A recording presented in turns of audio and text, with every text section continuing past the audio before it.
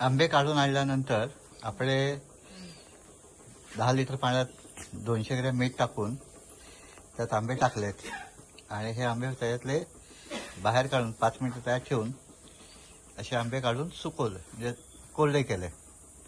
आता कोरडे केलेले आंबे आपण आडीमध्ये लावताना आपण आंबे यावर्षी कमी असल्यामुळे क्रेटमध्ये कागद लावून त्याच्यावरती पेंडा घालून त्याच्यावरती आंबे पुसून, कारण हवेमधली धूळ आणि वातावरणातले जे अतिशय घाणेरडे बदल झाले त्या सगळ्या बदलांमुळे आंबे खराब होऊ नयेत म्हणून एक एक आंबा पुसून व्यवस्थित आपण त्याच्यावर उभा लावतो.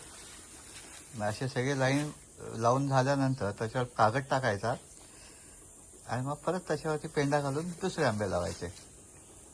आणि मग ही आंब्याची पेटी 5 दिवस उघडायची नाही.